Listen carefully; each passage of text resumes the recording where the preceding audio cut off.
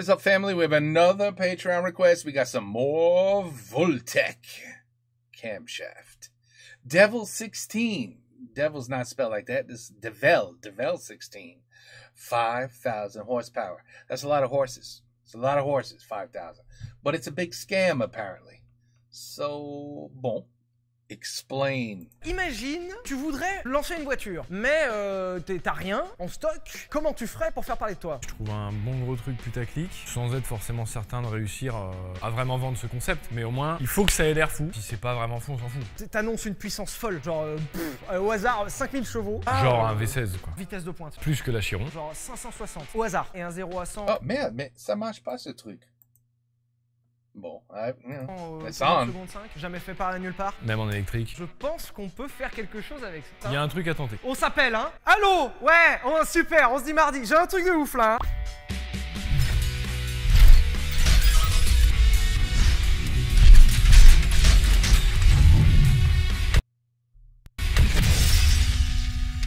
Vous êtes un paquet d'emmerdeurs dans les commentaires à nous dire « Oh là là, la Devil 16, c'est quand que vous en parlez ?» Eh bien, ça tombe bien, on en parle aujourd'hui, mais je vais peut-être pas en parler dans une forme qui va plaire à certains. J'assume, je le tente quand même. Je vous présente la Devil 16, qui est, pour résumer ceux qui n'ont pas suivi toute l'histoire, la voiture potentiellement la plus incroyable de l'histoire de l'automobile. Merci David de... Oh non, quel enculé. Ah bah oui. J'étais sûr, je l'ai vu le piège. T'as vu comme il m'a fait? C'est comme dans les pubs d'iPhone, les mecs qui tiennent l'iPhone comme ça, du bout du doigt. Allô. Alors, il paraît que ça se dit Devil ou Devil ou mais c'est très certainement inspiré de Devil, hein, donc on va dire Devil. Si vous n'êtes pas d'accord, vous le dites en commentaire, n'hésitez pas. Et on s'en branle. Devil est donc une marque Dubaïote qui n'existait pas. Mais ça arrive, hein, il y a des débuts pour tout le monde. Hein. Yeah, I never knew about this car. Et en se lançant, ils se sont dit, on va faire un truc fou. Et les annonces sont à la hauteur de ça, puisqu'ils ont présenté en premier modèle la Devil 16 pour 16 cylindres dans un V16. Ça faisait très longtemps qu'on n'avait pas vu un V16 en dehors de la Bugatti Veyron et Chiron, certaines Cadillac et c'est tout. Et la 6 Oh là là, oui, la 6 V16T. V16 transversale, n'hésite pas à venir, voilà. Voilà. Si vous voulez qu'on vous parle de la 6 V16T, non pas T pour turbo, mais T pour transversale, voilà. Première anecdote de cette voiture dont on ne parlera pas aujourd'hui finalement, mais qu'on est en train de parler, donc n'hésitez pas à nous le dire, voilà. On s'emmerde là, hein, parce que ça a toujours pas parlé de la Devil. Alors la Devil 16, c'est des chiffres assez hallucinants, j'ai dû les noter tellement parce que c'est ouf. V16 de 12 litres 3 de cylindrée. On est en 2020, hein. Vous vous réveillez ou pas? Ouais. Non, pardon, hein, mais... Je crois que depuis 45, on n'a jamais vu de moteur si gros dans une bagnole. Pourquoi pas, après tout, moi ça me dérange pas. 5000 chevaux annoncés, 560 km/h en pointe. Est-ce que je précise 4700 Nm de couple? C'est pas nécessaire à mon avis. Ok, ça marche. Et ce qui est drôle, c'est qu'il y a eu plusieurs étapes dans le projet, notamment le reveal du moteur qui allait servir de base, c'est-à-dire celui-là. Il a été testé sur un banc à seulement 4500 chevaux, puisque le banc était en limite de calcul. C'est-à-dire qu'il pouvait pas calculer plus. It does look like a sick engine. Mais en théorie, il peut délivrer jusqu'à 5000 chevaux. Le 0 à 100 est annoncé entre 1 seconde 8 et 1 seconde 5. C'est-à-dire que même... You know how insane that is? 1.5 to 1.8 seconds, 0 to 100. That's insane. The Tesla Roadster claims it could do 0 to 60 in 1.6 something seconds. So this could do... This is faster than a Tesla Roadster? Now I think I know why it says, and it's a big scam. Anyway, let's keep going. The car is beautiful. I'm not gonna lie. The car looks beautiful. Les Formule 1 ne vont pas sur ce terrain-là. Sachant qu'on parle de Formule 1 pas adapté à la route, avec des pneus slick exprès pour l'adhérence, et qu'en véhicule de route, ça n'existe pas. En véhicule de route, on arrive à passer sous les 3 secondes, et c'est incroyable de passer sous les 3 secondes avec des pneus route. Donc 1 seconde 8, ça peut paraître qu'une seconde d'avance, mais c'est un monde entier. On peut arriver entre 1 seconde 8 et 2 secondes 8. Et surtout, en plus de ça, alors on aime ou on n'aime pas, moi je vous le dis, je déteste. Mais alors le look, alors l'avant déjà on dirait une bagnole de Burnout. Tu détestes the look? I know, I don't agree. That shit is hot. I wouldn't mind driving around in that. Et l'arrière, il y a une imitation réacteur. Ça fait un peu de truc de Trackmania, tout ça, enfin jeu vidéo quoi, en tout cas. Ça fait vraiment jeu vidéo, et l'arrière, il y a 2 réacteurs qui sont faux, du coup, mais il y a 2 réacteurs pour faire genre ça va vite. J'ai l'impression qu'il y a beaucoup de trucs pour faire genre dans l'absolu, hein, sur ce projet. Alors justement, depuis les années 2012-2013, plus vraiment de nouvelles en fait de Devil. Il y a eu en 2017 l'annonce du moteur, mais au-delà de ça, eh bien... C'est pas mal. Alors si, il y a une collègue de loin qui est Supercar Blondie, qui est une meuf qui présente des voitures. Du coup, elle a testé la Devil 16, qui arrive dans un camion tout pété. Et elle l'a conduit. Sauf qu'elle l'a conduit à 30. Ça chier.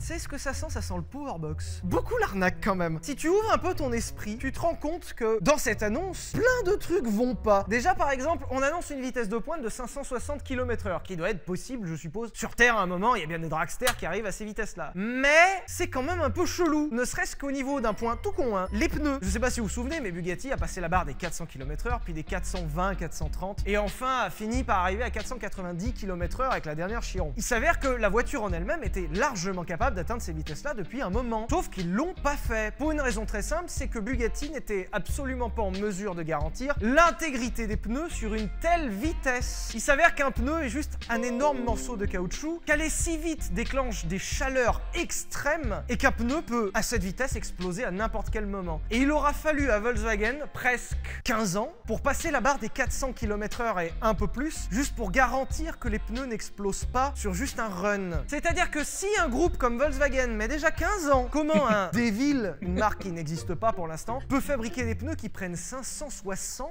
Et me dites pas c'est parce qu'ils sont dubaïotes et qu'ils ont des thunes, hein. Parce que Volkswagen, ils sont pas dubaïotes, hein. Mais alors t'inquiète pas, niveau blé, Niveau blé, ça en a. c'est pas les derniers. Si tu veux, quand il y a Volkswagen qui existe depuis 80 ans, qu'ils arrivent, ils posent des couilles sur la table, ils vont voir Michelin directement à la porte, tu vois, en disant les gars, Salut. il me faut un pneu. Michelin himself qui fait des pneus depuis 100 ans et que même eux ils galèrent. Ça sent là. Ça, c'est le premier point, déjà, qui est un peu chelou. Deuxième Ouais. point qui pose un petit peu souci, c'est la fiabilité du machin. Bon, alors, je sais que la notion de fiabilité dans une bagnole de 5000 chevaux peut paraître assez lointaine, mais quand même, lorsqu'on dépense des millions d'euros, et j'y reviens juste après, dans une voiture, certes performante, mais quand même, on s'attend à un minimum de fiabilité. Et il s'avère que là, si on part du principe qu'on sort 5000 chevaux d'un moteur de 12 litres 3, ça fait 400 chevaux au litre de cylindrée, et c'est hallucinant. Tout ça sent quand même un petit peu la merde. Alors, il y a Michel Commentaire qui va venir me dire oui, mais sur des prépas GTR, ils arrivent à sortir 2000 chevaux. Oui, en Formule 1, ils arrivent à sortir 1000 chevaux sur un litre 6. Techniquement, on peut le faire. La question est de savoir pour combien de temps. En Formule 1, ils sortent 800 chevaux d'un 1600, il n'y a pas de problème. Le moteur de Formule 1, il tient 1500 bornes. Avec les soins de dizaines de mécaniciens, avec une vidange tous les 100 bornes. Autant une voiture de course, on s'en branle. Oh, wait, let me see that. De Oh, that's too good. Let me see this. dizaines de mécaniciens, avec une vidange tous les 100 bornes. Ça, c'est excellent, that video. Autant une voiture de course, on s'en branle que ça fasse 1000 bornes. Autant une voiture de route, je vois pas comment on peut le vendre. Surtout qu'on en vient à mon troisième point. Devil est une marque qui Oh, that's n'existe some pas. bullshit. I had this shit on the whole time. That's not true. That's whatever, man.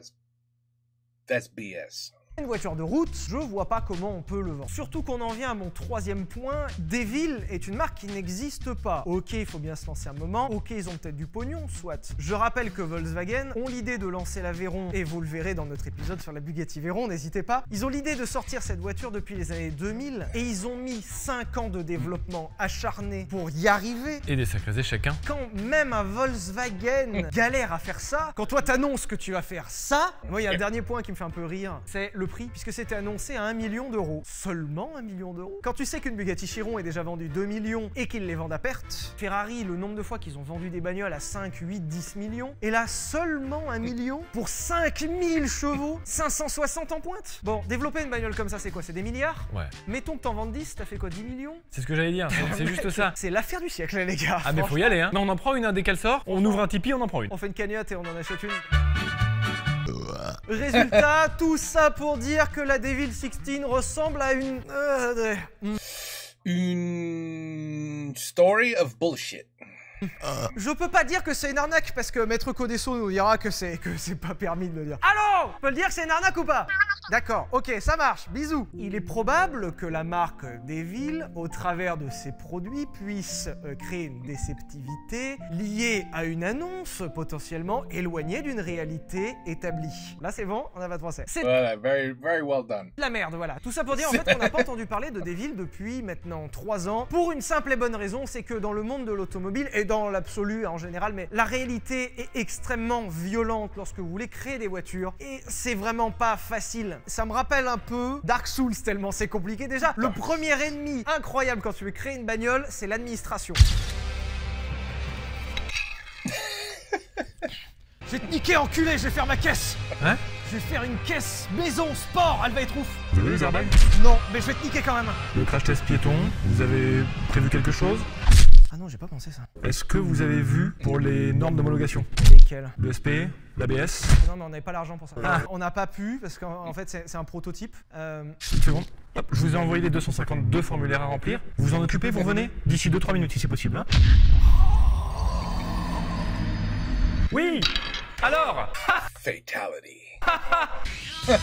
Autant il y a longtemps, genre les années 50, 60 ou même encore avant, fabriquer une voiture finalement était pas entre guillemets si compliqué dans le sens où c'était un châssis, un moteur et il n'y avait pas grand chose d'autre, il n'y avait pas d'options, il n'y avait pas de confort, il n'y avait pas d'électronique. Ce n'est plus du tout le cas aujourd'hui si on prend en compte déjà les airbags. Il y a le mec en commentaire qui va me dire oui, mais si c'est justifié en petite série, en fait ça va pas du tout. Tu la fermes, tu la fermes, tu la fermes et tu la fermes. Tu t'abonnes à la chaîne quand même. Aujourd'hui, lorsqu'on crée une voiture, de surcroît une supercar, on est en attente de plein de choses. On est en attente de sécurité, de tenue de route, de fiabilité, de finition, de confort. Et au final, eh bien, c'est impossible de suivre le rythme de plein de gens. Mais comment tu fais pour créer des airbags? Imagine le bordel que c'est. Il te faut un ABS, il te faut un ESP, rien que ça. Il y a aussi de gros problèmes au niveau des crash tests. Avant, si tu mourais dans ta caisse, on s'en branlait. Pour résumer, hein, voilà. Depuis les années 90, c'est devenu beaucoup plus compliqué et l'administration ne veut plus que tu beurres dans ta caisse. Pour une raison qu'on ignore. J'ai acheté ma voiture, je veux crever dedans, bordel. Mais aujourd'hui, on te laisse plus faire, donc ça demande des On te laisse plus faire. airbags, ça demande des structures qui peuvent se déformer. T'imagines le boulot que c'est pour faire une bagnole avec une structure déformable pour pas que tu meurs à l'intérieur. C'est des dizaines d'années d'évolution à condenser dans un modèle alors que tu n'as pas d'expérience. Toi, à la base, tu veux juste faire des avions et on te dit, vas-y, quand t'auras fait une fusée, tu auras le droit de faire des avions. Vas-y, fais, vas-y, on te regarde, vas-y, connard. But the devil, il a déjà fait tout ça. C'est pas de problème. Voilà, enculé de ta race là, vas-y. J'ajoute à cela en plus les normes de pollution aujourd'hui, puisque faire des petites séries de voitures n'empêche pas de ne pas polluer. Hein. Donc avec un V16 de 12 litres 3 de cylindrée et 5000 chevaux, je sais pas comment ils vont faire. C'est mal barré hein, quand même. Hein. Supposons que tu es passé à travers tout ça. Genre tu y es arrivé,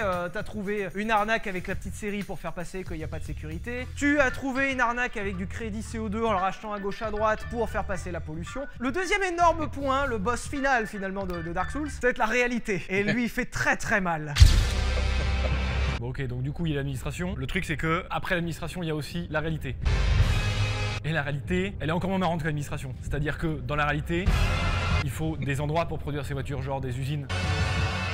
Il faut la possibilité d'avoir de la clientèle, genre une étude de marché éventuellement pour savoir si des gens préfèrent acheter ta merde. Ou la Bugatti Chiron, qui est 100 fois mieux, puisqu'elle sera forcément 100 fois plus aboutie.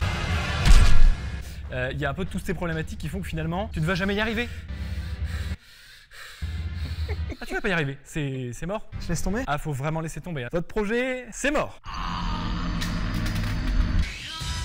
Bah oui, bah comme l'a dit Pierre, effectivement, quand bien même tu arrives à fabriquer ta bagnole, après tout ça, la réalité va être tellement violente derrière pour 10 milliards de points. Le prix que ça t'a coûté à faire alors que tu n'as rien d'autre pour l'amortir, les structures que ça demande, comment tu fabriques une voiture demain. Et même plus loin que ça, comment justifier une supercar sur un marché qui, en fait, est extrêmement concurrentiel, avec en face des gens extrêmement talentueux. Pourquoi acheter un truc connu de personne, avec une fiabilité douteuse, que tu ne peux entretenir nulle part, que tu peux acheter nulle part, alors que tu peux juste acheter le top du top, que tout le monde connaît. Et tu trouves que Ferrari, c'est trop répandu? Bah je sais pas, tu prends une Pagani, ou une Lamborghini, ou une Mercedes. C'est pas de problème, j'ai tout ça.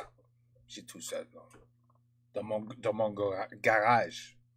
Alors, oui, ils sont tous des très bons bagnoles. Ils sont tous très bons, les bagnoles, comme ça. Ou une McLaren. Oh ben, bien sûr, j'ai une McLaren. Ou une Porsche. Ou une Bugatti. Une Porsche, c'est rien, c'est cool. Tout simplement, la réalité. Ça, c'est le pire, ça. Et là, c'est que des paroles en l'air. Peut-être que vous dites, avec de la passion et avec de l'acharnement, on peut quand même y arriver. Voici, au hasard, quelques marques qui ont disparu, qui ont essayé de lancer des modèles, hein, mais qui se sont pété les dents sur la réalité. Gumper, Devon, Zenvo, des marques qui fabriquaient des supercars disparus. Il y en a des tonnes. Pour ne pas terminer sur une note forcément toujours négative, certains s'en sont tout à fait sortis. Je pense par exemple à Pagani. Alors, c'est vraiment 1 sur 50 qui meurt, mais en attendant, Pagani, pour l'instant, il survit survivent encore et ça se passe très bien. Il y a Koenigsegg aussi, qui à la base est sorti de nulle part et au final a réussi quand même à survivre de nos jours. Mais that's a nice car too. C'est parce que c'est des gens qui déjà ont les reins très très solides. Des gens qui ont les bons contacts et qui savent s'approvisionner aux bons endroits, par exemple Pagani, qui fait confiance à AMG pour la fourniture de ses moteurs. Parce qu'ils sont tout à fait au courant que fabriquer un moteur, c'est un enfer. Et surtout, c'est des marques qui ont quelque chose à proposer. Pagani va vous proposer une façon de voir la supercar de façon incroyable et totalement différente. Koenigsegg, pareil, va vous proposer des performances hallucinantes et au final va proposer quelque chose qui n'existe pas ailleurs. C'est pour ça que ça fonctionne. Mais si vous voulez faire la même supercar que tout le monde, qui a rien de spécial, bon, 5000 chevaux, c'est un peu spécial, mais la preuve que c'est compliqué même pour ça, puisque depuis 2017, silence radio, et à mon avis, on n'en entendra plus jamais parler. C'est un pari, je sais pas ce que t'en penses, ton pronostic peut-être. I'm not taking that bet, I agree. Moi, à mon avis, c'est mort. Alors la question finale qu'on pourrait se C'est poser, mort. c'est pourquoi j'ai les mains dégueulasses? Parce que j'ai fait des roulades par terre pendant cet épisode, mais bon voilà. La deuxième question, c'est pourquoi faire ça? Pourquoi dire ma voiture fait 5000 chevaux, ma voiture va être incroyable? Eh bien tout simplement parce que sinon, on parle pas de toi. En fait, c'est une règle qui est humaine et qui est reconnaissable partout. Plus tu es connu, plus tu es connu. C'est Mais c'est la même chose si tu dis, mais j'ai une énorme bite. Énorme. Mais c'est incroyable parce qu'elle est énorme. Est-ce que je peux voir ta bite? Non. Non, tu peux pas la voir. Just take my word for it. C'est la même chose, non? quand même assez ironique de la part d'un youtubeur de dire La ça, même parce chose. que effectivement c'est totalement le cas sur YouTube et totalement le cas dans l'automobile. Lorsque tu es connu, tu as aucun mal à faire parler de toi. Les plus gros youtubeurs en France ou dans le monde ont aucun mal à faire parler d'eux. Ils sont déjà les plus gros. Ça intéresse tout le monde, on en reparle. Ça réintéresse tout le monde, on en reparle. Et ça réintéresse tout le monde. Et ça fait une boucle sans fin. Dans l'automobile, c'est exactement pareil. Comment te distinguer quand t'arrives les mains dans les poches, que t'essayes de fabriquer un modèle et qu'en fait personne ne va venir te voir parce que personne en a rien à foutre? Et ben tout simplement, tu fais un petit peu, tu mens un peu sur les chiffres et tu te dis voilà, on va faire 5000 chevaux et tout. Ça intrigue tout le monde vient de voir et ton plan com est réussi. Et la déception est très réussie aussi derrière et ça peut-être qu'il l'avait pas remarqué. Voilà, tout ça pour dire que la prochaine fois que vous parlez de Devil 60 en commentaire, je vous bute tout simplement. N'hésitez pas en tout cas à nous en parler un maximum. Laissez le pouce bleu si ça vous a plu. J'espère que la vidéo convenait à vos attentes. Rejoignez-nous sur Instagram @vbrequin. Proposez en commentaire vos meilleurs idées. Je sais pas où je vais là. Je sais pas où je vais. Vos meilleures idées, vos cadeaux de Noël? Je ne sais pas où je vais. Vos dates d'anniversaire? Alors tu savais que mon anniversaire c'est une fois par an? C'est pas mal. C'est pas tout le monde hein? Et moi aussi. Ok, ben voilà. Merci de nous avoir regardés. Gros bisous. Listen, you guys, let's. I want to do. I want to comment on his site and tell him to react to and 2 chevaux avec 1000 chevaux. Can we do that? Is there a modified 2 chevaux with big ass fat tire? You know how some people, they take a shitty car and they turn it into a supercar, you know, bling it out, you know, pimp my ride. Has anybody ever pimped a 2 chevaux? I want to see a 2 chevaux with like a Hemi in it. The rear tire is like this fat and just like hot as hell, you know, with a kid on it, you know, make the 2 chevaux look like a whole, like even you guys would be like, yo, that's a nice 2 chevaux. Holy shit, that's beautiful. Is there one? Does it exist? Anybody doing it? Can they do it? Huh? Can Voltec do it? Well, they can't because they're divorced now. But the new, you know, Sylvain and all them, they could do it, right? Tell them we want a modified 2 chevaux that with 1,000 horsepower. They could do it. They could do it. Hell, they put propellers on cars. They could put 1,000 horsepower in a 2 chevaux, no? You're only adding 998 horses.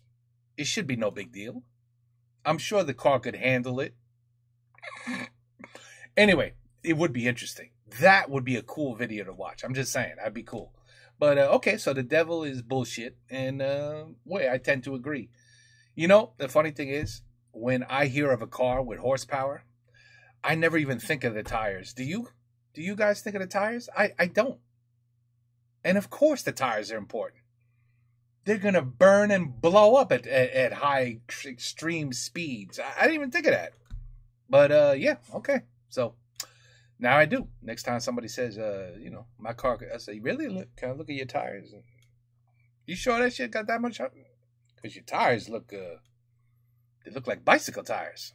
It's not going to work. So now I know what to look for. Thanks to you guys at Vaultec.